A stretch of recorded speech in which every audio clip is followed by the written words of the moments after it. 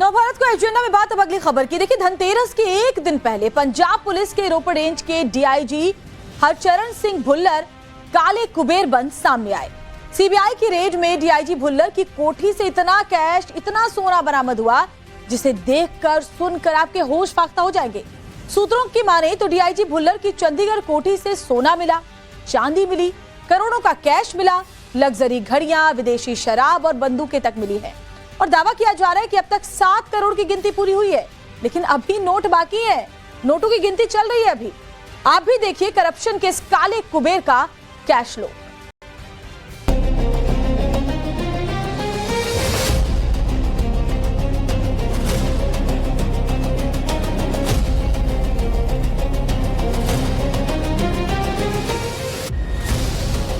इन तस्वीरों को देखकर आपका भी माथा चकरा जाएगा। नोटों से भरे 3 बैग, 2 सूटकेस और ये नोटों का पहाड़।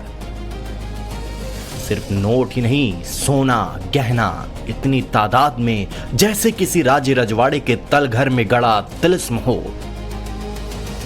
लेकिन ये रिश्वतखोरी के आरोप में गिरफ्तार पंजाब के रोपड़ रेंज के डीआईजी हरचरण सिंह भुल्लर के घर की तस्वीरें हैं।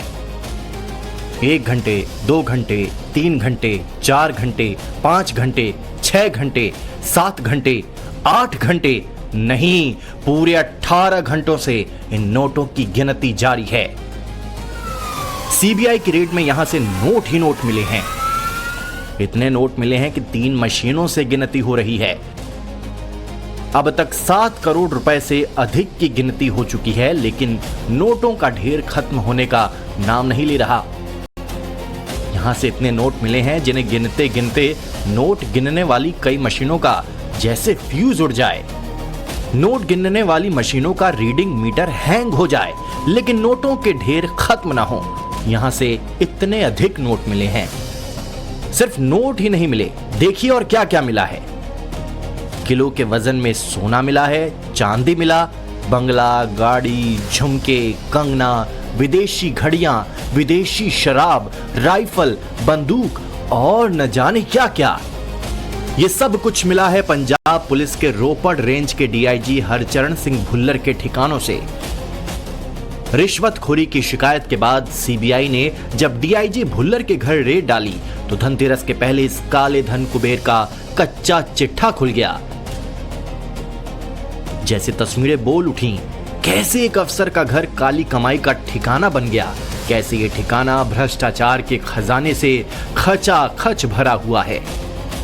सोचिए जरा, एक तरफ आम आदमी जो धनतेरस पर एक चांदी का सिक्का खरीदने से पहले भी 10 बार सोचता है, वहीं दूसरी तरफ डीआईजी हरचरण सिंह भुल्लर जैसे अफसर जो करप्शन से जमा किए नोटों के ढेर पर कुंडली मार कर बैठे हैं। जानकारी मिली है कि पिछले करीब 10 दिनों से सीबीआई लगातार रैकी कर रही थी, ट्रैप लगाया गया था और फतेहगढ़ साहिब का एक स्क्रैप डीलर है, उसकी ये शिकायत थी कि हरचरण सिंह भुल्लर 5 लाख रुपए की मंथली मांग रहे हैं और वही मंथली देने के लिए आज वो स्क्रैप डीलर सीबीआई की टीम के साथ आया था, क्योंकि ये ट्रैप लगाया गया था और फिर हरचरण सिंह भुल्लर को गिरफ्तार किया गया था। एक तरफ ये काले धन कुबेर हैं जो रिश्वत और भ्रष्टाचार की कमाई से घरों में नोटों के पहाड़, सोने चांदी के ढेर जमा कर रहे हैं। धनतेरस पर लाखों आम आदमी एक चांदी का सिक्का खरीदने से पहले 100 बार हिसाब लगाते हैं। स्टील के एक चम्मच, गिलास या प्लेट खरीदना भी उनके लिए दिवाली का लग्जरी आइटम बन जाता है। वहीं दूसरी ओर डीआईजी भुल्लर हैं, जिनके घर से सीबीआई को रेड में नकदी के अलावा पूरे 1.5 किलो सोने के गहने मिले हैं। भुल्लर के घर से मिले 1.5 किलो सोने के आभूषण 1 ग्राम के 1500 सिक्कों के बराबर हैं और अगर 10 ग्राम के सिक्कों की बात की जाए तो 150 सिक्के आ जाएंगे। इतना सोना डीआईजी भुल्लर के घर से मिला है। आपको जानकारी के लिए बता दें, ज्यादातर आभूषण 22 कैरेट सोने में बनते हैं। इस वक्त 22 कैरेट सोना करीब 11,265 रुपए प्रति ग्राम चल रहा है। इस लिहाज से इसकी कीमत 1 करोड़ 68 लाख के करीब बनती है। डीआईजी हरचरण सिंह भुल्लर सिर्फ एक नाम नहीं है, वो सिस्टम का आईना है, जहां ईमानदारी कम, दौलत का लोभ ज्यादा है, जहां कानून की वर्दी के भीतर भी लालच पलता है। ये देश के ऐसे काले धन कुबेर हैं जो घर में सोने की खान छिपाए बैठे हैं और वही देश के किसी कोने में कोई माँ अपने बच्चे के लिए दिवाली की खुशियां खरीदने के लिए जूझ रही हैं।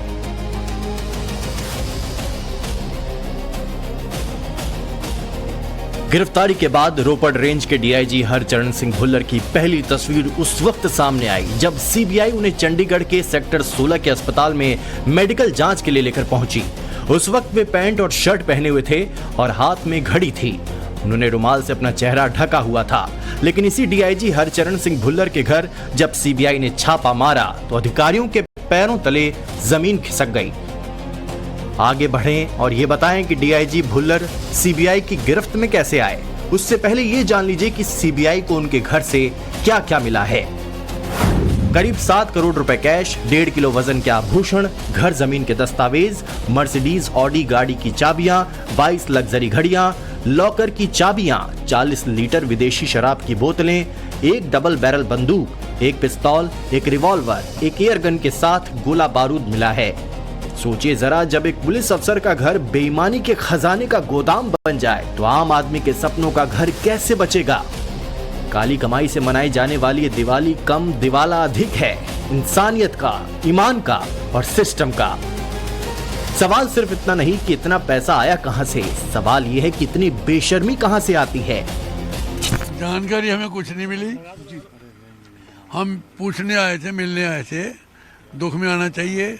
हमें कोई जानकारी मिली। अंदर सीबीआई की टीम बैठी है। डीआईजी भुल्लर की रिश्वतखोरी का भंडाफोड़ एक कबाड़ी कारोबारी की शिकायत पर हुआ।